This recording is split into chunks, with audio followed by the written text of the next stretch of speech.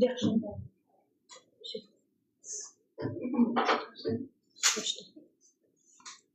Hörmətli qonaqlar, sizi kitab və müəllif hüququna həsr olunmuş tədbirimizdə salamlayırıq. Kitab böyük müəllimdir. Sinəsində min aləm var.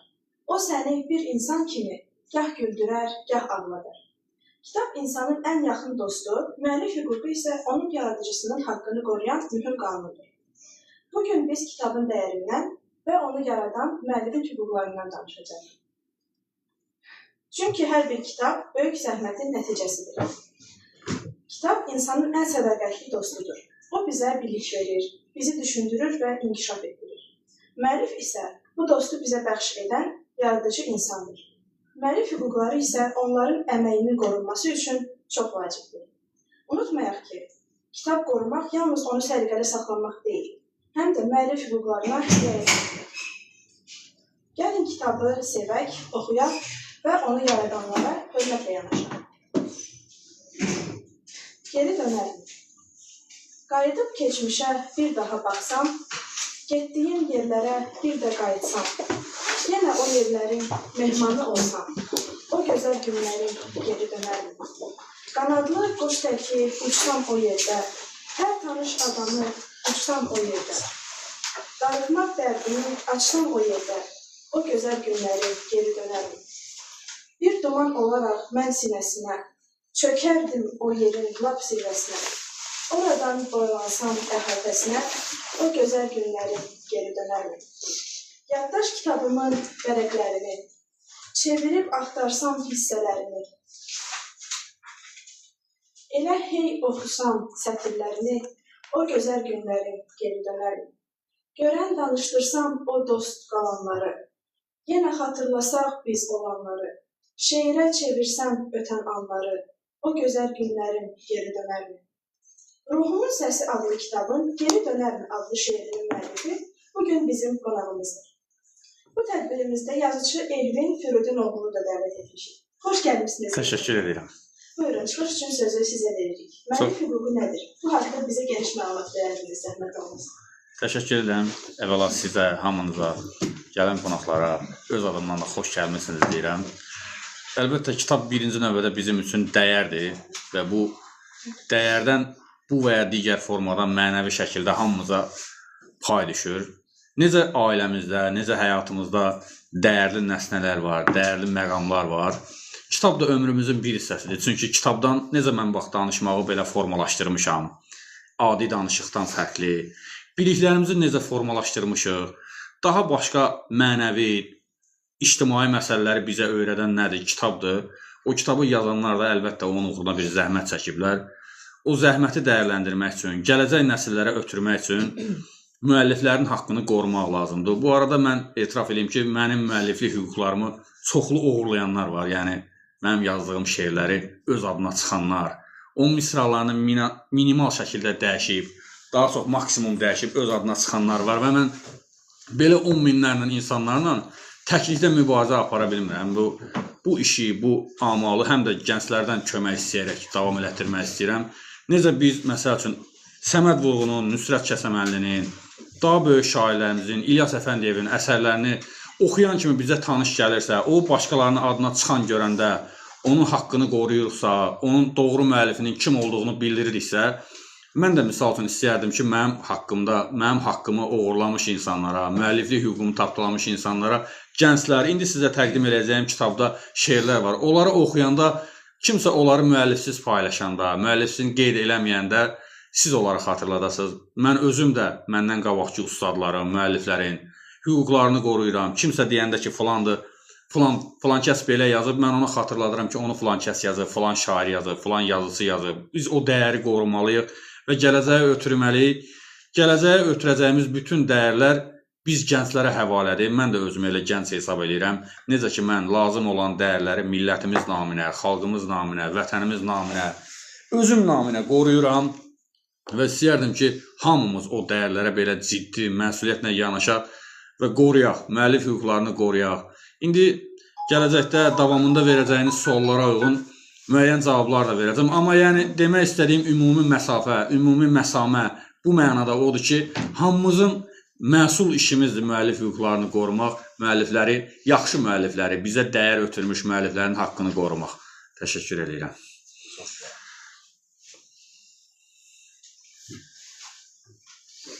Elvin bəy, sizə bir neçə sualımız var. Buyurun. Müəllif hüququ nədir və nə üçün vacibdir? Müəllif hüququ odur ki, məsəl üçün mən görürsünüz, bu kitabı yazmışam, üstünə adımı qoymuşam. Yer gəlmişəm, burada gördüyünüz Ruhumun Səsi sözünü məndən sonra onlarla müəlliflər öz kitablarında istifadə ediblər. Amma bu sözün müəllifi mənəm. Yer gəlmişəm, buradakı şəkildə bu məsafəni, bu görüntünü mən izah eləmişəm ki, əslində ruhumun səsi nədir? Müəllif hüququ mənim üçün odur ki, mənim haqqımın qorunmasıdır. Nəinki mənim üçün müəlliflərin haqqının qorunmasıdır. Bu dəyəri yaradanları gələcək nəslə ötürməkdir. Əlbəttə ki, mən bu addan istifadə edənlərin heç olmasa bir mənada mənə istinad eləməsini istəyərəm. Məsəl üçün, jurnalistikada da var belə məsələlər ki, kimsə hansısa xəbəri paylaşırsa, istinad verir ki, filan yerdən məlumatı götürmüşəm və gələcəyə ötürürəm. Bu mənada mən də istəyirəm ki, istinad verənlər olsunlar. Yəni, məsələn, mən bu kitabın adını yazmışam, o biri kitaba ad vermişəm. Onun adını mən şəxsən istəmirəm ki, başqaları eyni şəkildə, əks formada təkrarlasınlar. Bu mənə aiddir, bizə aid olan şeylər. Mən də sizə aidəm, necə burada sizin üçün danışırıq, söhbət edirik, yəni həm söhbət oluruq.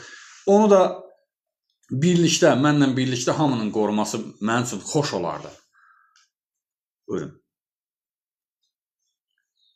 Digər sualımız, kitab oxumağın faydaları nədir? Kitab oxumağın faydaları nə qədərdir, necədir, onu mən inanın ki, saatlarla sizə danışıb bitirə bilmərəm. Birinci növbədə kitab insanın ən yaxın dostudur və bu dost maddi dostlardan, fiziki dostlardan fərqli olaraq nədir? Bu kitaba sirlərinizi açanda o heç kimə yeyib danışmır. İnsanlara bəzən sirlərinizi açırsınız, o misal da var bizdə ki, sirrini dostuna demə, dostunun da dostu var. Amma kitab elə bir dostdur ki, buna insan ürəyini açanda, sirrini açanda o heç kimə danışmır. Və yalnız sizlə danışır. Və istənilən kitabın sətirlərində, təbii ki, faydalı kitabların sətirlərindən söhbət gedir. Bizə amal ötürür, bizə gözəllik ötürür, bizə söz ötürür, bizə danışıq formalaşdırmağa kömək eləyir. Mən tələbəlik illərimdə bir neçə incidiyim dostlarım var idi. Onlardan inciyən kimi gəlib oturub evdə kitab oxuyurdum. Deyirlər ki, nə qədər kitab oxuyarsan? Deyirdim ki, mənlə dərdləşirlər və məndən heç nə istəmirlər. Onlar belə mənə nəyisə ötürməklə məşğuldur. Məsəl üçün, mənim həyatımda, mən öz aləmimdə düşünürəm ki, həyatında kitab oxumayan insan uduzmuş insandır. Yəni, o gözəllikdən necə məhrum olasan? Təsəvvür edin ki, stol üstündə gözəl yeməklər var. Siz ona sadəcə baxıb keçirsiniz ki, bu necə olan şeydir. İnsanın necə maddi ehtiyacı var yemək yeməyə, mənəvi ehtiyacı da var kitab oxumağa. Mən öz ömrümün əsas hissələrini kitab oxumaqla formalaşdırmışam. İntellektimi, danışığımı necə cilalamışam ki, məsəl üçün danışanda o müəyyən danışıqda qüsurlar olur. İnsanlar nəsə danışanda üzr istəyir ki, və yaxud deməli, demək, söz ehtiyatı yoxdur da, gətirə bilmir. Amma kitab onu mənə təlqin edir. Kitab mənə üçün fayda verir. Nitq formalaşdırmaq üçün, mənəvi dəyərlər qazanmaq üçün, insanı yaxşı insan eləmək üçün, yaxşı adam eləmək üçün kitabın faydası çox böyükdür. Çünki kitab insandan yalnız dəyər şəklində danışır, dəyər formasında danışır. Mən indiyə qədər heç bir kitabda oxumamışam ki, bir kitab insana bir mesajı ötürsün ki, get filan pisliyi elə. Kitab yalnız yaxşılıqdan danışır. Dünyada da qalan əsas nəsnələr yaxşılıqlardır. Misal üçün, bizim xatırladığımız ali insanlar, deyək ki, məsəl üçün şəhidlərimiz, qazilərimiz, bizim alimlərimiz, müəllimlərimiz, bunların hamısı bizə yaxşı amal ötürmüş insanlardır. Yaxşı amalın bütöv formada olması üçün kitab əsas məqamdır.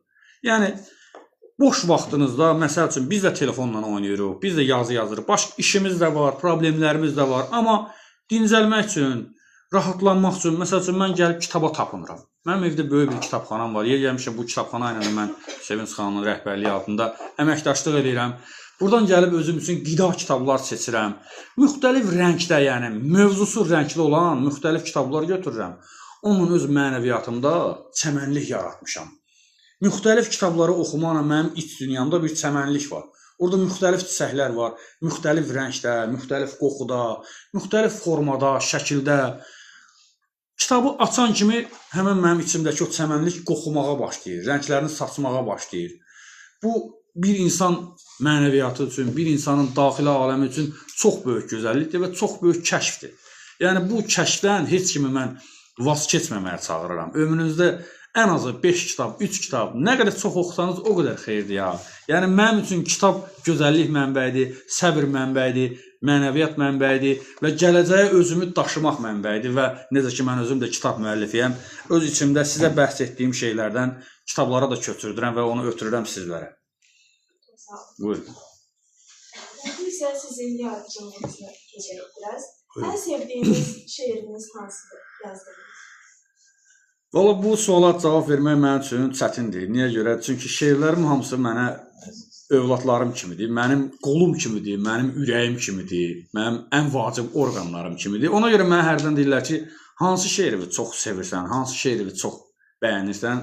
Məsəl üçün mən orada seçim eləyə bilmirəm. Mənim o mövzuda seçim eləyə biləcəyim şeylər oxucuların sevdiyi, oxucuların seçdiyi şeirlərdir ki, kim ki o şeiri çox sevir, sanki mənə elə gəlir ki, o daha gözəldir, daha belə maraqlıdır. Amma belə mənim şəxsən özümə qalanda mən öz şeirlərimi seçə bilmirəm. Çünki onların hamısını mən bunu başqa yerlərdə də demişəm, biraz belə qəribə də görsənsə, amma əslində elə şairliyin danışığı budur. Şairlik kişilərin qadınlıq halıdır. Təsəvvür saqqallı, nə bilim, fiziki cəhətdən böyük bir kişi oturub, amma onun içərisində bir qadın duyğusu var. O nədən ibarətdir? Onun yazdığı şeirlərdən. Çünki o şeirləri mən dolub dünyaya gətirmişəm. Yəni birdən-birə oturub bir şeiri yazmamışam. Sanki birdən-birə yazmamışam. Baxın, insanlara baxıram. Ola bilər ki, mən üzümü düz tutmuşam. Amma mənim gözüm hamını görür. Şairlərin müşahidə qabiliyyəti daha güclüdür. Mən müşahidə elədiyim bütün gözəllikləri, hətta pis şeyləri də öz daxilimə, öz daxili dünyama daxil eləyirəm. Onları orada böyüdürəm, yonqarlayıram, formalaşdırıram və bir gün qaytarıram söz şəklində sətirlərə. Və onlar mənim zəhmətimin, mənim müşahidələrimin, mənim ağrılarımın həm də şəklidir və yazılı formasıdır. İndi onların hamısını oxuyanda, baxın, belə vərəqləyirəm, oxuyuram, adlarına baxın, niyə tələsdin, ürək ağrısı, dərdimin rahat evi. Onlar hamısı mənim övladlarım kimidir, mənim dünyaya gətirdiyim varlıqlar kimidir. Mən seçə bilmirəm. Məsəl üçün, tutalım ki, biri zəifdir. Deyirlər ki, bu zəifdir, bu güclüdür. Başqa bir şeirdə də var, deyir, kim deyir, sevmək, hər naxələf övladı ana. Mən bunları doğurmuşam da, mən bunları dünyaya gətirmişəm. Bunların zəifi də mənim üçün doğmadır. Gözəli də mənim üçün doğmadır. Ona görə mən o mövzuda seçim eləyə bilmirəm. Məsəl üçün, deyirlər, ən gözəl şeiri oxu. Mən o mövzuda öz oxucularıma, öz dostlarıma müraciət edirəm. Deyirəm, hansı şeiri sevirsiniz? Siz kimi çox sevirsinizsə, mən də onu çox sevirəm. O daha çox önə çıxır. O mövzuda mənim seçimim yoxdur ki, məsələn, mənim ən gözəl şeirim hansıdır. Amma oxucularım da mənim övladlarımı, mənim yaratdığım dəyərləri sevən adamlar olduğu üçün onların seçimi mənə doğmadır. Mən öz oxucularımın seçimində sevilmiş şeirləri sevirəm. Ümid edirəm ki, cavabım sizi qane eləyə bildi. Təşəkkür edirəm.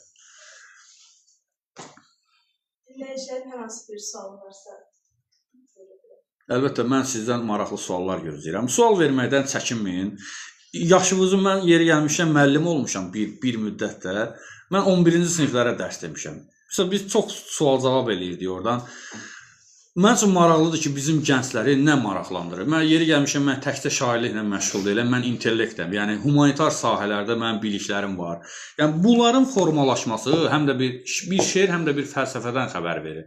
Sizin iç dünyanızda gizlənmiş elə şeylər var ki, elə suallar var ki, məsələn, mən üçün elədir ki, onlara yalnız şairlər cavab verə bilər. Çünki astronomiya ilə, fəlsəfə ilə, ədəbiyyatla, tarixlə mən məşğul oluram. Həm də o sahədə fəaliyyət göstərirəm.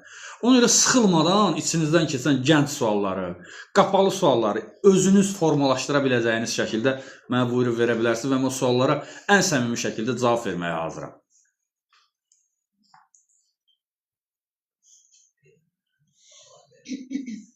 Buyurun. Necə oldu ki, bu sənəti seçdiniz? Əvvəla bu məndə genetikdir, yəni birbaşa seçməmişəm. Mənim atam da şairdir, bizim nəslimizdə, nəzabətimizdə bu sahədə fəaliyyət göstərən adamlar var. Və onların içərisində sadəcə olaraq ən belə parlaq şəkildə desəm, biraz təvazödən uzaqda olsa, mənəm, bir neçə kitabın müəllifi. Məsələn, mənim atamdan keçib, atam 2 kitabın müəllifidir, şairdir. Amma atam məndən daha küskündür. Daha doğrusu şairlərin küskün tərəfləri var. O məndən daha küskündür. O küskün olub çəkilib gelir. Amma onun bütün xüsusiyyətləri, Yeri gəlmişəm, mən rəssamlıqdan da laureat olmuşam. Rəssamlıqda nə var keçib mənə, şeirdə nə var keçib mənə. Mən bu işin, bu peşənin, bu sənətin, daha doğrusu bu amalın genetik daşıyıcısıyam. Yəni onlardan mənə keçib, mən də bunu formalaşdırmışam zaman-zaman. Yəni yeri gəlmişkən həm də şair olmaq üçün mən öz sinəmi, öz duyğularımı, öz ürəyimi ağrılara açıq saxlamışam. Yəni belə poetik şəkildə necə deyim ki, qorumamışam ki, filan zərbə mənə dəyməsin, filan kəsin sözü məni incitməsin. Həm də belə qeyri-ixtiyari də belə sinəmi mənəvi şəkildə açıq qoymuşam ki, görüm bu ağrıdan mənə nə təsir gəlir və mən bu ağrıdan nə düşünə bilirəm. Çünki insan ağrıyanda daha çox hiss edir. Yəni adi şəkildə oturursan, başqalarını başa düşə bilmirsən. Amma başqalarının ağrılarını özündə insan hiss eləyəndə başa düşürsən ki, onlar necə ağrıyır. Hissiyat daha çox onda üzə çıxır. Genetik keçməklə bərabər, yəni mən özümü ağrılara açıq saxlamışam. Bəzən görünə bilər ki, qəribə görünə bilər ki, insan özünü ağrılara necə açıq saxlaya bilər. Yəni zərbələrə necə açıq olursan. Şairlik həm də bir saflıq işidir. O qədər insan saf olmalıdır ki, o kənardan gələn zərbələrə müdafiəsiz yansın. Təbii ki, mənəvi zərbələrdən söhbət gedir. Mən də bütün gənclər kimi sevmişəm, ayrılmışam, oradan bir zərbə almışam. Oradan bir şairlik formalaşır. Bir də Allahın verdiyi tərk var. Təbii ki, hə, mən deyirəm axı genetik. Seçmək dediyim, seçmək olmur. Yəni kimsə seçə bilməz, mən şair olum. Əlbəttə ki, mən ona əvvəlində dedim ki, yəni mən genetik keçib, genetikamızda da yerdən Tanrı var da. Bu indi mən ora gələcəydim. Təbii ki, bu ruhu bizim bədənimizə Tanrı qoyub. Əlbəttə ki, bu seçim deyil. Sadəcə formalaşması üçün, bütöv olması üçün bir neçə nəsnə var. Genetika var, Tanrıdan gələn vəhy var. Məsəl üçün mənim içimdə elə misralar var ki, o bir bənddə oradan çıxmır. Mən nə vaxtsa Tanrı icazə verəcəksə, mən onu gedib yazacam. Və mənim elə şeylərim var ki, belə necə sizə deyim, əvvəllər vəhy gəlir də peyğəmbərlərə, belə də müəyyən insanlara ki, vəhy gəlib. Şairlikdə də bu var. Yəni bir vəhy forması var ki, o gələndə mən gedib şeir yazıram və yeri gəlmişkən mənim ən uğurlu şeirlərim də o vəhdən doğulmuş şeirlərdir. Nə qədər ağrı da alsam, nə qədər hissiyatım da olsa, yəni ilahi komanda olmadan yazmaq olmur. Yəni onu o vəziyyətdə gətirib ortaya çıxartmışıq. Ümid edirəm ki, cavabım sizi qane edir. Saatlarla bir sualın ətrafında danışmaq olar, amma o birisi suallara da yer saxlamaq üçün, onlar haqqında da danışmaq üçün burada düşünürəm ki, nöqtə qoymaq olar bu suala yalnız. Buyurun. Təşəkkür edirəm. Azərbaycanda və ya dünyada hər hansı bir şair, yəni təkcə bir şair seçmək olsa, hansı şair olar? Valla mənim o barədə seçimim yoxdur. Mən tutalım ki, mən Azərbaycanda bir neçə yazıcının adını çəkə bilərəm ki, mən onları sevirəm. Bayaq mən dediyim kimi, onlar da mənim üçün, məsələn, övlad sevgisi formasındadır. İndi siz məndən daha gəncsiniz, tutalım ki, övlad sevgisinin necə olduğunu bilmirsiniz. Amma hamının ata-ana sevgisi var da, düzdür. Hamımız atamızı da sevirik, anamızı da sevirik. Ən yaxın formada deyirəm də. Adam ayıra bilmir. Görürsən ki, atan haqqında düşünürsən, onun ayrı dəyərləri var. Anan haqqında düşünürsən, onun ayrı dəyərləri var. Məsələn, mən sevdiyim yazıçılar 4-ünü Azərbaycandan, 3-ünü xaricdən, şairləri də həmçinin elə sevirəm. Amma yəni onların birincisi kimdir? Onunla oturub söhbət eləmək istəyəcəyim belə xüsusi adam yoxdur. Amma mən bir adamın adını çəkə bilərəm. Amma o sizə deyim ki, nə şairdir, nə yazıcısı, o filosofdur. Və onun kitabı mənim stolumun həmişə üstündədir. Mən belə söz baxımından, nə bilim, ağrılar baxımından, amal baxımından, şəxsiyyət baxımından nədənsə zərbə alanda, nədənsə inciyəndə və yeri gəlmişdən mənim içimdə həmişə o amal sözünü niyə görə tez-tez işlədirəm? Mənim içimdə olan şairlik, istedad, bilik hissi məqsədli şəkildədir. Məsələn, mən bu şeirləri yazmamışam ki, bunu cəmaət oxusun, məni alqışlasın. Yox. Mən yazdığım şeirdə fayda ötürməyə çalışıram. Məsəl üçün, mən keçən dəfə burada da gəlib söhbətləmişəm qısa-qısa. Bu şeiri oxudum, təsirləndim, yox. Mən o şeiri yazıram ki, bu insanlara hansı təsiri göstərsin, onu sevirsə yaxşı sevməyi öyrətsin, küsürsə yaxşı küsməyi öyrətsin, düşünürsə dərindən düşünməyi öyrətsin. Mənim şeirlərimin amalı odur. Məsəl üçün, Azərbaycanda bir filosof var, adı Safruhdur. Safruh. Və bu 90-cı illərin əvvəllərində çox populyar olmuş bir adamdır. Nə yazıq ki, bizim cəmiyyət çox ciddi adamlara elə də qiymət vermir. Belə, bu həm də bizim problemimizdir, bunu da bölüşməliyik. Biz baxırsınız, bizim cəmiyyətdə məşhur olmuş daha çox insanlar ucuz sənətlərin adamlarıdır. Və yaxud da ki, görüntüsünün arxasında intellekt olmayan adamlardır. Bizə adi adamların seçimi budur, çoxluğun seçimi budur. Misal üçün, safruq olaraq nəyi göstərir? Millət olaraq bizə nəyi göstərir? Necə Victor Hugo Fransa xalqına, fransızlara böyük bir irs qoyub gedib, yazıçılıq irsi, nə bilim, istedad irsi, tənqid olunma irsi qoyub gedib Victor Hugo. Məsəl üçün, Fransa xalqı incəsənəti çox sevən xalqdır, yeri gəlmişdən onlara çoxlu turistlər gəlir, incəsənətlərlə tanış olmaq üçün. Məsələn, mən düşünürəm ki, bu irsi bunlara, bu vəziyyəti bunlara Victor Hugo qoyub gedib. Çünki Fransada, dünyada demək olar ki, onunla müqayisə olunan yazıcı, mütəfəkkir yoxdur. Azərbaycanda da Safruq adlı filosof, o yeri gəlmişkən hələ də yaşayır, 80-dən yuxarı yaşı var. Amma o nə efirdə görünmür, nə belə çıxıb tədbirlərdə falan görünmür, heç ehtiyac da yoxdur. Onun yazdığı bir kitab var, Yeni Oğuz sözü. Mən təklif edirəm ki, o kitabı siz tapıb oxuyasınız.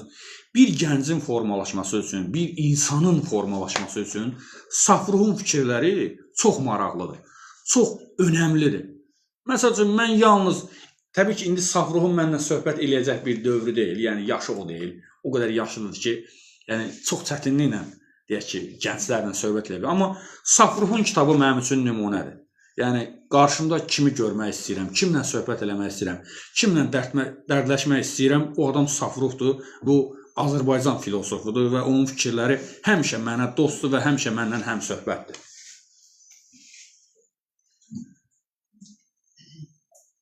Uşaqlar suallar versinlər. Biraz buradan fasilə götürək, daha gənc yeniyetmələr suallar versinlər. Onları nə maraqlandırır? Gələcəkdə kimlərdən nümunə götürmək istəyirlər? Onların da iç dünyasında çoxlu çalxanalan, nə bilim, fırtına qoparan fikirlər var. Əlbəttə. Fatma Bələdiyyəsinin sədr köməkçisi İbrahim bəy də burada. Xoş gəlmisiniz. Sağ olun, çox sağ olun. Eşitdiyimizə görə siz də gözəl şeirlər yazırsınız. Yox, şeirlər yazmıram. Olub şeirlər. Qulağımıza elə səda gəlir ki, Hə. sizə Yox, mən xoş gəlmisiniz, salam. Təşəkkür edirəm, çox sağ olun. Kənd adından. Məndə də olub şeirlər, çoxdan olub da, bəs mən saxlamamışam heç birini. Gəlib dedim, o bir ara sual verəndə seçmisiniz, o seçilmir. Yəni, məndə də var, məndə meyxana deyə bilirlər, bacarım. Yəni, kimə desə burada bir dənə bəxti, heç kim fərqli qoşa bilməz. Siz də baxıram şeirlərə, çox gözəl şeirlər var. Təşəkkür edirəm. Məndə suallar var, uşaqlar eləməsəydilər, suallar verir. Yox, əlbəttə sualları sən verəcəksən, buyur. Suallardan biri odur ki, deyir, müəllif hüquqlar, ruhumuz oğrayırlar. Bunun necə selim olar ki, ancaq sizin adınıza? O, əslində qayda var, qanunla tənzimlənir. İndi mən nəyə görə onu gedib eləməmişəm? Bir mənada mənim öz səhlənkarlığımdır. Getməlisən kitabları bu və əl yazmaları götürməlisən. Hökumət evində yerləşən müəllif hüquqları agentliyi var. Aparsan kitabları bu, sənəddir. Orada, yəni bu sözü... Bəli, o sözü patentləşdirirsən. Yəni, müəllif hüquq alırsan da, öz adıvı da, şeirləri də. Yəni, belə adi halda oğurlasalar da, mən gedib onu məhkəməyə verib öz hüquqlarımı tələb eləyə bilərəm. Amma yəni, patent alım, yəni müəllifi hüquq alım, onun qanunla gedib tənzimlərsən. Məsələn, bu kitabları yazmışam mən, bunların əl yazması da var məndə. Tutalım ki, burada 2005-ci ildən 18-ci ilə kimi yazdığım şeirlərdir. İndi mən onlara niyə incimirəm həm də? Tamam, adamların hamının ruhunun səsi var da, amma bu ruhumun səsi sözünü mən ortaya gətirmişəmsə, məsələn, mən istəsəm onu özümə keçirdə bilərəm ki, mənimdir, heç kəs götürməz. Amma eləmirəm, o insanlar bəhrələnsinlər. Məsələn, burada mənim bir şeirim var, şuuraltına, misal üçün, insanların şuuraltına çox təsir eləyir. Mən yeri gəlmişən, onlarla kitabın redaktoruyam. Mənə gəlir, görürəm ki, mənim şeirimdən təsirlənib, daha çox mənim şeirimi yazıb. Deyirəm ki, yəni bu şeir məndədir də, bunu kim oxusa məni xatırlayacaq. Bu sizi xarakterizə eləməyəcək.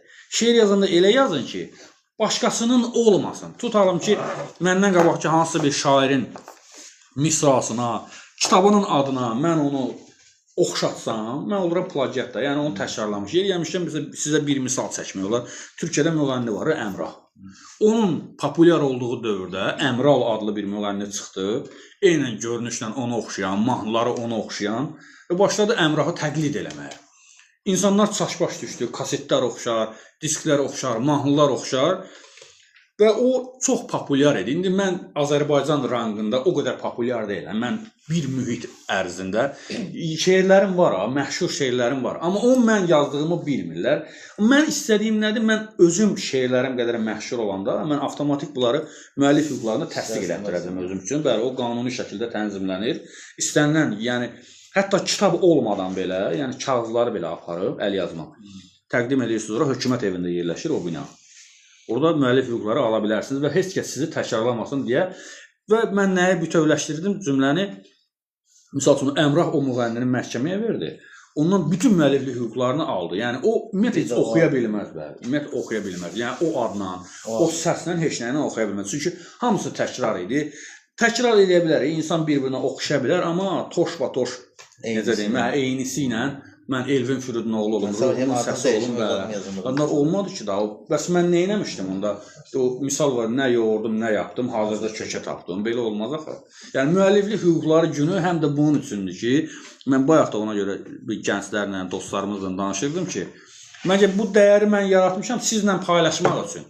Bu o demək deyil ki, məsələn, təsadüfi bir adam gəlsin, əziyyət çəkmədən və bu şeirləri götürüm. Mən özümü redakt elədiyim adamlarda görürəm ki, məsələn, mənim misralarıma, təbii ki, onlar mənim şeirimin yolu ilə gəlib çıxıblar da. Görürəm ki, məni təkrarlayıb. Deyirəm ki, bunu oxuyanlar məni xatırlayacaq. Axı, sən özün olmalısan. Elə misra yaz ki, sən özünü xarakteriz eləsin. Məsələn, geri dönmək haqqında, Sevinç xanım, siz bilirsiniz. Geri dönmək haqqında ötən günləri xatırlayan milyonlarla şeir var. Amma o şeirin orijinalını, yəqin ki, siz bilirsiniz. Görürsünüz, o sizə təsir edildiyə görə, başqa insanlara təsir edildiyə görə yeni formada təqdimatdır o. Yəni, başqalarına oxşayan formada yox. Yeni formada təqdim eləyəndə o olur sizin. Necə hər çiçəyin öz ətri var. İki qızılgülü yan-yana qoyanda insan onu ayıra bilmir. Amma zambaqla qızılgülü yan-yana qoyanda bilirik də bu zambaqdır, bu qızılgüldür. Hansısa şeirə mahnı var? Bəli, var. İki şeirimə mahnı bəstələyib də yeri Bəlkə yemişəm. olsun, uşaqlar tanıyarlar da o mahnılarla. Amma sizə deyim ki, məşhur mahnılar deyil də. İndi bizə populyar olan indi mahnılar hardadır? Siz də meyxana ilə məşğul olmusunuz. Meyxana üzərində olan mahnılar, indi bəli, o formada mahnılar indi daha çox populyardır. Mən peşəkar bəstəkar bəstələyib, Məmməd Əhmədoğlu notlar üzərində bəstələyib və oxuyub, amma o geniş bir kütləyə çatmayıb. Amma deyim, yəni iki şeirimə... Yazdığınız mahnıları zümzümə üstündə yazırıq, yəni şair amma... Olar amma, o bəstəkar, o not üzərində, birbaşa nota köçürdüb, yəni. Yeri gəlmişkən, o mahnıların birinin içərisində Bakı jargonu da hiss olunur. Bakı jargonu deyilən bir tərz var, yəqin ki, bilirsiniz. Azərbaycanda bir neçə yolları var. İmişli jargonu, məsələn, Şirvan musiqi məktəbi var Azərbaycanda, bir neçə belə musiqi məktəbləri var. Tutalım ki, Şirvan muğam oxuyanları, Bakı muğam oxuyanları oxşardır. Onlar oxuyanda bilirsən. Qarabağ oxuyanları oxuyanda bilirsən. Şairlərdə də belədir. Misal üçün, mənim doğulduğum bölgədə, indi bölgə mənasında demirəm. Bizdə daha çox əruz yazanlar yoxdur. Mənim şeirlərimi oxuyanda görürsən ki, o əruzdan uzaqdır. Amma əruza yaxın olanlar da var. Amma o bəstələrin biri Bakı jargonundadır. Yəni, o şeir buradadır. Yəni, o geri dönərmiş şeiri. İndi oxudular uşaqlar. Həmən o şeirə mahnı bəstələyiblər. Bir dənə Niyə Tələsin şeiri var. Mənim məşhur şeirlərimdən biridir. Ona mahnı bəstələyiblər. O amma başqa formadadır. Yəni, deyək ki, sizə necə daha asan olsun deyim. Eldar Mansurovun bəstələrini görmüşsünüz də. Birbaşa Azərbaycan musiqisi janrıdır. O formada iki mahnıya, yəni şeirimi iki mahnı eləyiblər. Göz gözlədim, yenə mahnı var burada. Mahnılıq şeirlər var yəni. Çox gözəl, çox şadam. İnşallah gəlin. Buyurun. Yorulmursunuz ki. Onda bir alqış gəlin. Özümüzə bir alqış verin. Həm anşlar qaralır, həm də ruhlanırıq. Alqış insanı ruhlandırır. Yox, mənim şeirlərim yazdım, mən şahid olam. İndi şeirlər deməyə başlayacaqdır. Ona kimi köklənərsən. Mən şahid olam. Bildirsən, sözü dünyada ən gözəl nemət kitabdır. Şeiri ilə çıxışı müjdəyir. Müjdə mənim qızımdır bu arada. Və hamısı Allah köməyiniz var. Mənim şeirlərimi əzbərləməyə meyillidirlər. İndi hansı şeirimin adını çəkirəm, bir misrasını deyirəm, o qədər evdə demişəm o şeirləri, ardını gətirirlər. İndi amma bu gün kitab günüdür, yəni müəllif hüquqları günüdür. O da elə onun öz şəxsi xatiri üçün yazdığım bir şeir var. Dünyada ən gözəl hədiyyə kitab. Yəni şeir kitabından söhbət getmir. Ümumiyyətlə dünyada mənim özüm üçün də ən gözəl hədiyyə kitab. Mənim maraqlı kitab hədiyyə eləndə mən onun üçün böyük hədiyyə hesab edirəm. Buyur Müjdə. İçində yazılıb ən gözəl sözlər, onu oxuduqca nurlanır gözlər. Ay dostlar, paylaşın bir daha sizlər, dünyada ən gözəl hədiyyə kitab. Odur gələcəyin yollarını açan, həm də bir günəşdir dünyaya saçan. Qoysun anlasın, mən bilən duyan, dünyada ən gözəl hədiyyə kitab. Vərəqlər gəzdirir bizə aləmi, bilikləri çox sevir, onu sevəni. Desinlər nə verir sənə güvəni, dünyada ən gözəl hədiyyə kitabı. Ay, sağ ol.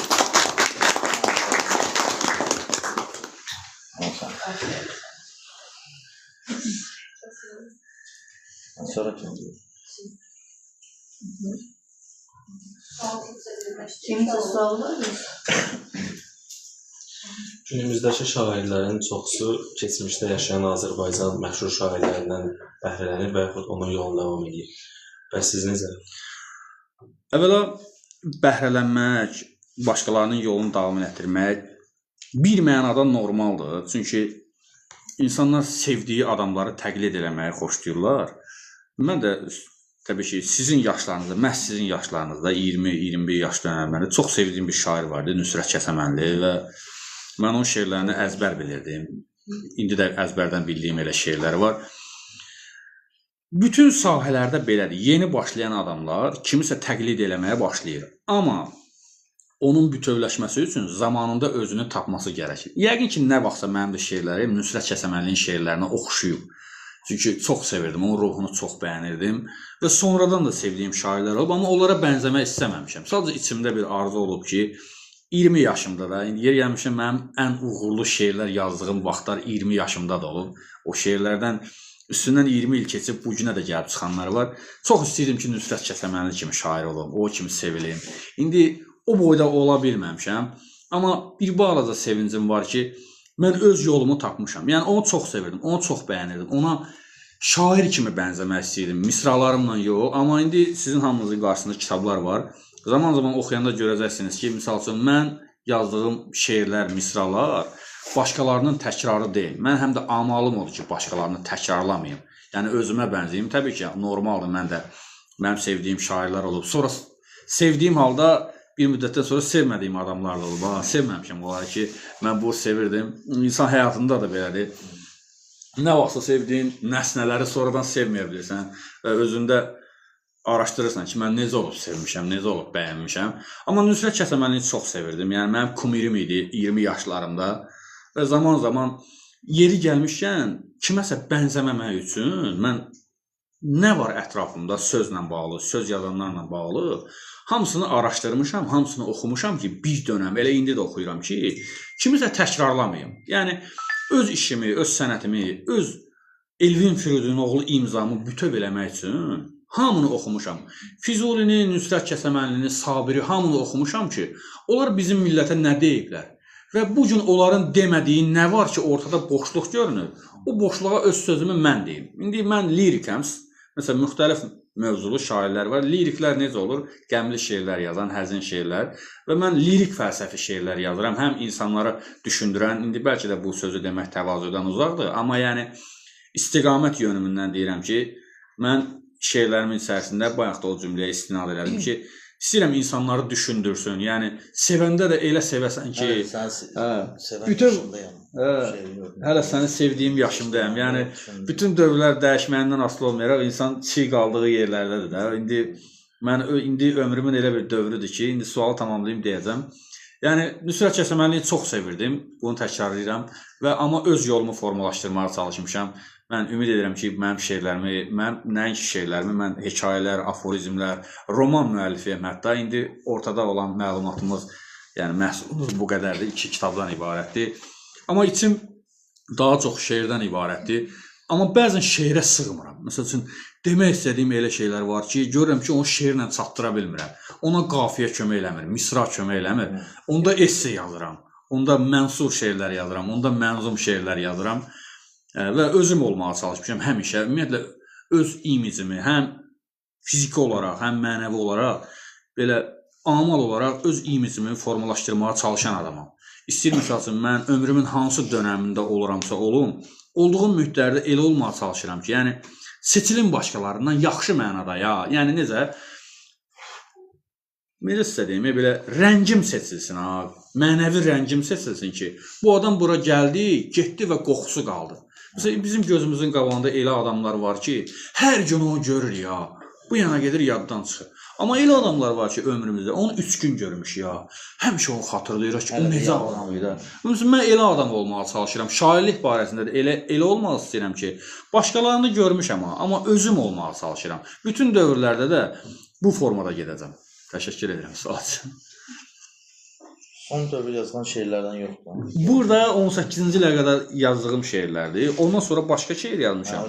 Son dövrlərdə yazdığım şeirləri hamısı sosial şəbəkələrə yerləşdirmişəm, amma hələ ki onları həm də indi burada mövzumuz elə ki, kitab və müəlliflik hüququ idi. Daha mən yığıb o papkada olan əlyazmaları gətirmədim, amma Elvin Firidinoğlu imzası var. Bütün sosial şəbəkələrdə yeni şeirlərimi görəcəksiniz. İzləyək YouTube-da, çıxışlarımı, radiolarda, televiziyalarda, harada ki çıxış eləmişəm, harada söhbət eləmişəm, onları sosial şəbəkələrdə yerləşdirmişəm. Buradan tanış ola bilərsiniz. Bir dəqiqə o sözə işləyir, ancaq sosial. Elədir, hə. Bir sual vermək istəyirəm. Heç ağlınızdan birdən bacara bilməsəm sözü keçir. Necə? Yəni Ağlımdan heç bacarım. Əlbəttə. Birdən bacarmaram ki. Əlbəttə ki. Mən də əvvəl sizin kimi balaca olmuşam, sonra böyümüşəm. Həmişə tərəddüd elədiyim məqamlar olub və indi də elədir. İndi də bəzən fikirləşirəm ki, görəsən necə olacaq. Bilirəm amma arxayınam özümə ki, burada bu sahədə uğurluyam da, amma bu boşluq yeri həmişə var. Mən də insanam, nəfs varlığıyam. Yarıda da qoymuyorsan da, bacarmaram deyirsən da. O bacarmaram dediyim sözü ona görə həm də bəzən bacardığım halda da qoyuram ki, məsuliyyət mənlə gəlsin. Tutalım ki, məsələn, bu kitabdakı şeirlər var ha. Bunların çoxsunu əzbər bilirəm. Məsələn, birdən deyirəm ki, birdən bacarıb əzbərdən birini demərəm, deyə bilmərəm. Onda insan daha məsuliyyətli olur. O qədər məndə olub ki, bacarmaram birdən. O qədər mənim həyəcanım olub ki, şeir demək istəyəndə çaşmışam və ya istədiyim ki, deyə bilməmişəm. Əlbəttə məndə də olub. Mən də adi insanlar kimiyəm. Günümüzdə mahnılar olsun və yaxud bu tip şeylər olsun, demək olar ki, əksəriyyəti yavaş-yavaş artıq süni intellektlə yaranmağa başlayır. Və siz qorxursunuz ki, bir neçə ildən sonra artıq şairlərin də işi süni intellektlə alacaq. Qorxmaq mənasında yox. Əslində süni intellekt nə edir? Təqlid edir də. Yəni süni intellekt şeir də yazır, yerə gəlmişəm, mahnı da bəstədir, hamısını eləyir. Amma süni intellekt tutalım ki, şair olacaq da, şeir yazır. İstənilən adam ona forma verir ki, mənə şeir yaz. Amma o hardan götürür? Ruhu hardan alır? Hansısa bir şairdən alır da. Yəni süni intellektin mənbəyi olmadan o bir şeir yaza bilmir. Ona siz desəniz ki, Elvin Firidinoğlu kimi şeir yaz, həmən mənim məlumatlarımı axtaracaq, mənim tərzimi götürəcək, oradan yazacaq. Yəni mən ondan qorxmuram, açıq-aşkar çəkinmirəm ki, süni intellekt, müasir texnologiyalar mənim ruhumu oğurlaya bilər. Çünki mənim o ruhumu yalnız bir şəxs bura yerləşdirir və o oradan çıxaracaq. Mən ondan qətiyyən zərrə qədər o müasir texnologiyaların şeir yazacaq, bizi unutturacaq kimi texnologiyalarından çəkinmirəm. Çünki mən harada olsam, istənilən mühitdə, robotların da içərisində olsam, bu his mənə Tanrıdan da, bu ruh mənə Tanrıdan. Nə qədər ki, mənim bədənimdədir, məndən də o özümü hiss elətdirəcəm. Mən də yoxam, kitablar qalır da sizə əmanət. Mən bayaq Safruqdan danışdım ki, məsələn, Safruq o qədər yaşlanmış adamdır ki, məsələn, mən ona nə söhbət eləyə bilərəm ki, 90-na yaxın yaşı var. Amma Safruqun kitabı həmişə mənə söhbət eləyir. O, mənim kimi düşünən insanlara, millətinin gələcəyinə töhfə vermiş insanlara, vermək istəyən insanlara elə bir fikir toplusu qoyub gedib ki, o həmişə bizlə söhbət eləyəcək. Həmişə. Ona görə də mənim o mövzuda qorxum yoxdur. Çünki o insanın yaratdığı bir məfhumdur və insanlardan bəhrələnir. Sabah, misal üçün, insanlar olmadıqca robot, süni intellekt necə işləyə bilər ki? Yəni, onların təqlid elədiyi, süni intellektin yaratdığı mövzular da yalnız insanlardan bəhrələnir. Tam ki, mənim süni intellekt 10 dənə şeirimə mahnı yazır. Mənim şeirim olmasaydı hara yazacaq idi ki? Yəni, mütləq bəhr olmalı. Onun düzəltdiyi mahnılar da əvvəlki mahnılardır. Yəni, və yaxud da ki, hansısa şair ona, hansısa bir IT mütəxəssisi ona deyir ki, filan tərzdə, filan şəsə uyğun bir şeir yaz. Yəni, o mənə qorxutmur. Yəni, mənim ruhum Tanrıdandır, bu dünyanın başlanğıcı və sonu var. Ardından da davam edən nəsnələr var ki, elə şeylər mənə qorxutmur. Çünki insandan bəhrələnən bir işlər də olar. Çox sağ olun. Buyurun. Əlbəttə, mənim üçün xoşdur. Biz sizə təşəkkür edirik. Və siz nə istəyərdiniz mən öz şeirlərimdən oxuyum? Məsələn, sizin necə maraqlı şeirlər var ki, sizin içərinizdən keçir ki, o şeirlər oxunsun. Təbii ki, şeirlə sonlandıracağıq. Mən şeir oxuyaram sizin üçün, siz də son sözü verərsiniz. Son sözlə siz bitirərsiniz inşallah ki. Var mı elə bir şeir? Güney xanım, bəlkə sizin elə bir şeir. Onda elə isə mən o ən məşhur şeirlərimdən birini sizə oxuyum. Mən bayaq dedim ki, mən lirik fəlsəfi şeirlər yazıram. Bu şeiri ola bilsin ki, eşitmisiniz. TikTok sosial şəbəkəsində çox məşhurlaşmış bir şeirdir. Və yer gəlmişkən mənim şeirlərimi müxtəlif qiraət ustaları səsləndiriblər. İndi 3 şeir var, çox məşhurdur. Biri belə adi şeirlərdən biridir. Yer gəlmişkən Mirzə Rəhbər Sabirə deyirlər ki, bu uğurlu şeirlər nə vaxt yazmısan? O da deyir ki, mürgüləyəndə. Deyir, bəs daha yaxşı şeirlər nə vaxt yazırsan? Deyir ki, oyaq olanda. İndi mən də inanın ki, belə də kağızın kənarına mürgüləyəndə bir şeir yazmışdım. O qədər məşhur olub ki. Və mənim oxucularım bayaq da sizə demişdim, o mənim şah əsərimi hesab edirlər. Mən şah əsərimi hesab eləmirəm və mən fikirləşirəm ki, yəqin ki, mən şah əsərimi nə vaxtsa yazacam. Həm də bu məqsədi öz qabağıma qoymuşam ki, tükənməyim. Çünki insan böyük bir uğur əldə edəndə nəfs varlığında deyir ki, bu uğur var da daha nə edirəm ki? Ona görə mən içərisindən şah əsər seçmirəm və istəyirəm ki, mənim üçün motivasiya olsun gələcəkdə daha yaxşı şeylər yazmaq üçün. Amma oxucuların çox sevdiyi həmən bir şeir var. Onun içərisində həm lirika var, həm sevgi var, həm ayrılıq var, həm də fəlsəfə var, yəni insanı düşündürür. Həm də ümid edirəm ki, oxuyanda demədiyim şeyləri hiss eləyəcəksiniz. Uşaqlar üçün şeiri qızım dedi, böyüklər üçün şeirdə mən demək boynuma düşür. Sən mi gəldin ürəyimin oğrusu? Gəl, yığışdır içərimdə nə varsa. Xatirələr səpilibdir könlümə, xəlvət deyil, aşkar apar nə varsa. Sənin tək qonağın faydası olmaz, müddətliksən, yarım çıxıb gedənsən. Qəlb evimin açıq qalan qapısın, yarı örtüb, sonra gözdən itənsən. İsitməz ki, hərarətin bu evi, nəfəsindən divarları buz tutar. Daha qoyma mən baharı gözləyim, başlamısan, üzgün qəlbi, üz qutar. Nə qədər ki, canda qanın qaynayır, çək kefini, həvəsini soyutma. Amma bir gün istidən də yorulsan, sərinlik üçün soyuq evə qayıtma. Mən bu evdə sükunətlə tək qalım, qoy qapayım dəlmə deşik hər yeri, ayna edin bircə açıq gözümü, sən olmayan işıq düşdün içəri. Təşəkkür edim diqqətiniz. Son söz sizdədir və mən sizdən sağlaşacağım sonra. Sevinç xanım. Hoş gəlmişsiniz bir daha. Çox xoş oldu həqiqətən bizə. Uşaqlar da marifləndilər, suallar verdilər. Bir daha təşəkkür edirəm. Təşəkkür edirəm. Gəldiyiniz üçün. Sizə də İbrahim müəllimə də çox sağ olun. Var olun. Mən sizlərə təşəkkür edirəm. Dəyərli vaxtınızı ayırmısınız, gəlmisiniz.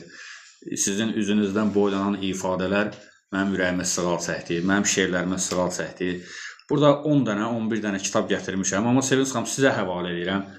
Yox, siz özünüz Yox, mən heç də elə bilməyəcəm. O mövzuda mən çətinlik çəkəcəm. İbrahim müəllim, Siz kim istəyirsə götürsün, bir kitab da maşında var, oradan gətirəcəm. Sizin kollektivə, sizin hamınıza təşəkkür edirəm. Çox sağ olun, var olun. Mənə dəyər verdiniz, kitaba dəyər verdiniz. Həm də bu insanlığa, gələcəyə, uşaqlarımıza töhfədir. Mən nə qədər danışa bildimsə, nə ötürə bildimsə, sidq ürəkdən, səmimi qəlbdən sizlər üçün danışdım ki, bu amal ötürülsün sizlərə. İndi dediyim sözlərdən, oxuduğum şeirdən, hər hansı bir fikirlərimdən bir miskal bəhrələnə bildinizsə, nə xoş mənim halıma. Mən sizlərin arasında özümü xoşbəxt hiss edirəm.